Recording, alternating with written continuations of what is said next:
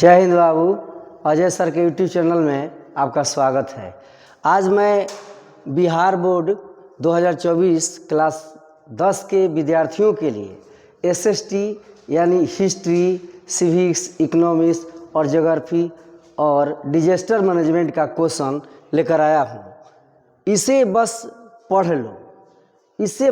लो, यानी क्वेश्चन आपका यहीं से आएगा। आपको ध्यान रहना चाहिए कि ये आपके लिए रामबाण साबित होगा। तो आपके लिए मैं एसएसटी का पहला क्वेश्चन ये लेकर आया हूँ कि अमेरिका हिंद चीन में कैसे घुसा। अमेरिका जो कि एक बहुत ही शक्तिशाली देश था और हर देश को अपने अधीन करना चाहता था, तो अमेरिका हिंद चीन में कैसे प्रवेश किया। अब देखिए, अमेरिका हिंद चीन में फ्रांस को समर्थन देने के लिए घुसा। वो चाहता था कि फ्रांस को समर्थन देने के बहाने हम यहाँ प्रवेश करेंगे, और उसने धीरे धीरे साम्यवादियों के विरुद्ध में हस्तक्षेप की नीति भी अपनाई। इन्हीं परिस्थितियों में सन 1954 ईस्वी में जेनेवा में हिंद चीन समस्या पर, देखिए जेनेवा में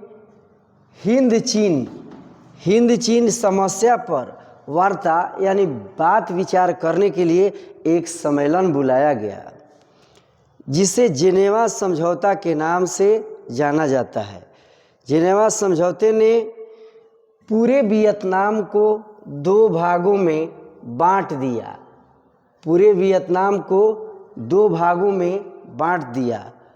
उत्तरी वियतनाम और दक्षिणी वियतनाम।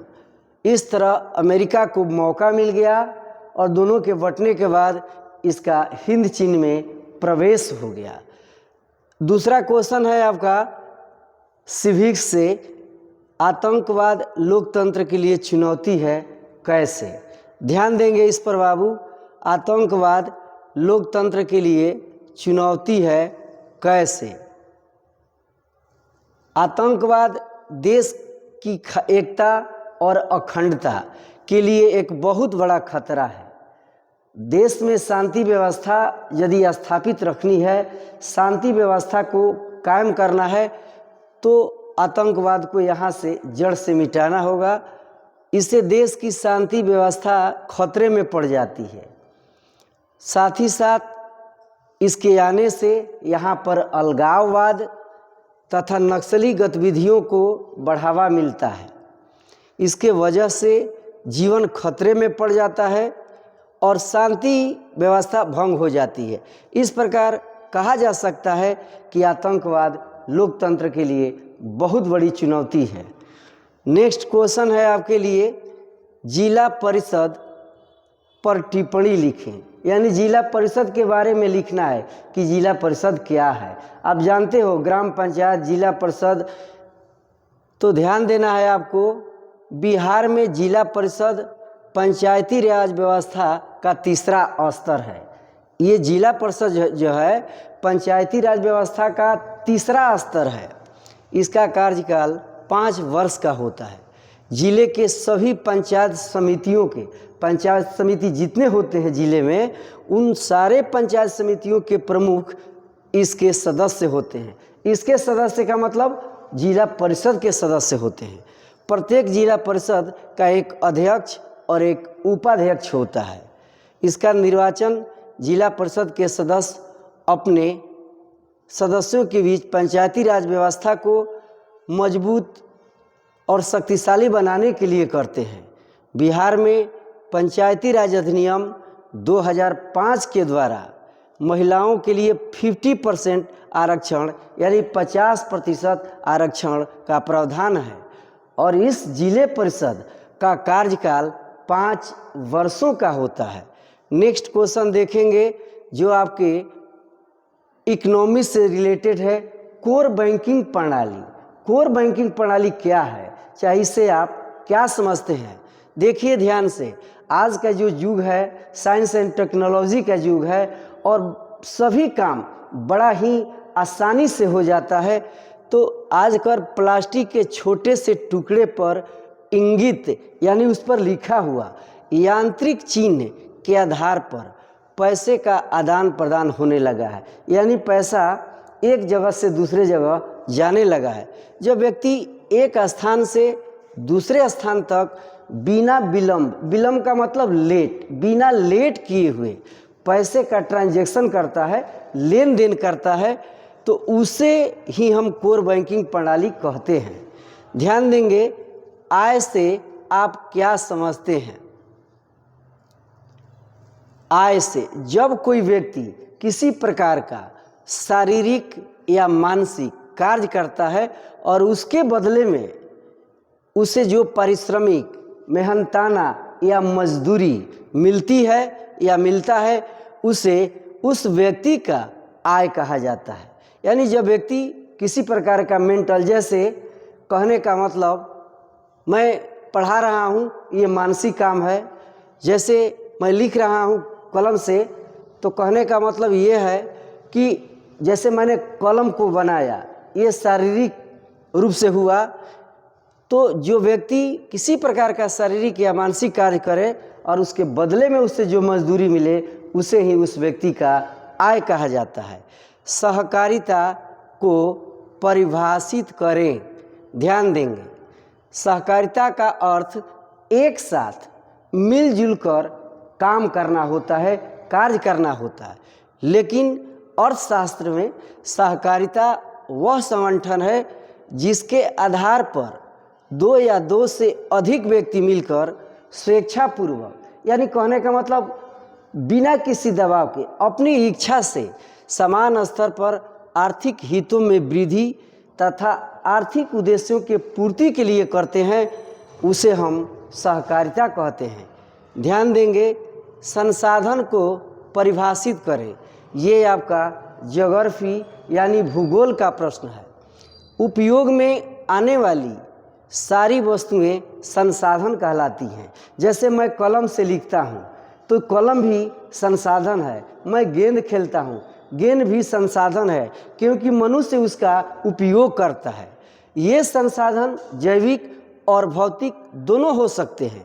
मृदा, जल, खनिज, विभिन्न भौतिक पदार्थ मानवीय आकांक्षाओं में, यानी मनुष्य की इच्छाओं की पूर्ति करने में सहायक होकर वे सारे चीज़ संसाधन बन जाते हैं। ये कलम जिससे मैं लिखता हूँ, यह भी एक प्रकार का संसाधन है। ध्यान देंगे, अब क्वेश्चन आता है नेक्स्ट, गरिबाल्डी के कार्यों का वर्णन करें।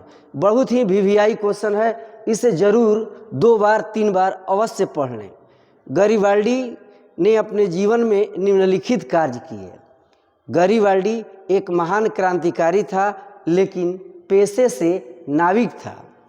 उसने स्वयं सेवकों की एक सशस्त्र सेना बनाई, यानी अपने आदमियों को मिलाकर उसने एक सेना का गठन किया। उसने अपनी सेना लेकर इटली का जो प्रांत था, सिसिली और नेपल्स पर आक्रमण किया। अब इतना बढ़िया, अच्छी तरह से देखिए कि इतना बढ़िया आदमी था जिसका जीवनी लिखे थे लाला लाजपत राय ने गरिबाल्डी की जीवनी लिखी थी। ध्यान देंगे, उसने अपनी सेना लेकर इटली का जो प्रांत था सिसिली और नेपल्स पर आक्रमण कर दिया, क्योंकि इन प्रांतों की जो जनता थी बुर्बो राजवंश की निरंकुशता से परेशान थी। और उस प्रांत पर जब गरिबाल्डी ने आक्रमण किया तो उस प्रांत की सारी जनता गरिबाल्डी के समर्थक हो गए, साथ देने लगे और उसने वहाँ पर गणतंत्र की स्थापना की।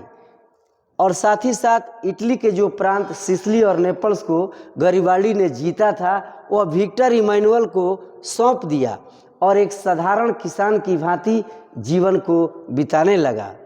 नेक्स्ट क्वेश्चन है, बिहार में अत्यधिक घनत्व वाले जिलों के नाम लिखें।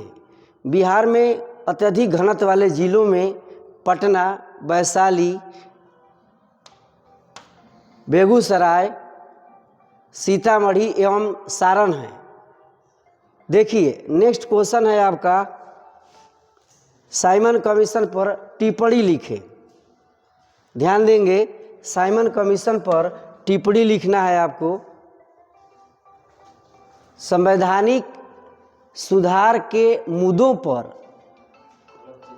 विचार करने के लिए 1919 के भारत अधिनियम में यह व्यवस्था की गई। 1919 ईस्वी में भारत अधिनियम में यह व्यवस्था की गई कि 10 वर्षों के बाद एक आयोग की स्थापना की जाएगी। यह अधिनियम परिवर्तन पर विचार करेगा। सन 1927 ईस्वी में सर जॉन साइमन के नेतृत्व में साइमन कमीशन का गठन किया गया। अब ध्यान देंगे, जिसमें एक भी भारतीय नहीं थे, सारे लोग अंग्रेज थे। भारत के स्वशासन के संबंध में विदेशियों द्वारा निर्णय लिए जाना था। 3 फरवरी 1928 ईस्वी को जब साइमन कमीशन मुंबई पहुंचा तो सारे भारत के लोगों ने काला झंडा दिखा करके कि साइमन कमीशन का विरोध किया, बगावत किया। नेक्स्ट क्वेश्चन देखेंगे, मुंबई हाई तेल उत्पादन क्षेत्र का परिचय दें। मुंबई हाई क्षेत्र मुंबई तट से 176 किलोमीटर दूर स्थित पश्चिम दिशा में अरब सागर में स्थित है। यहाँ 1975 ईस्वी में तेल खोजने का कार्य शुरू हुआ। इसके लिए समुद्र में सागर सम्राट नामक एक मंच बनाया गया, जो एक जलयान है जो पानी के भीतर तेल के कुएं खोजने का कार्य करता है। यहाँ 80 करोड़ टन तेल के भंडार का अनुमान है। जय हिंद।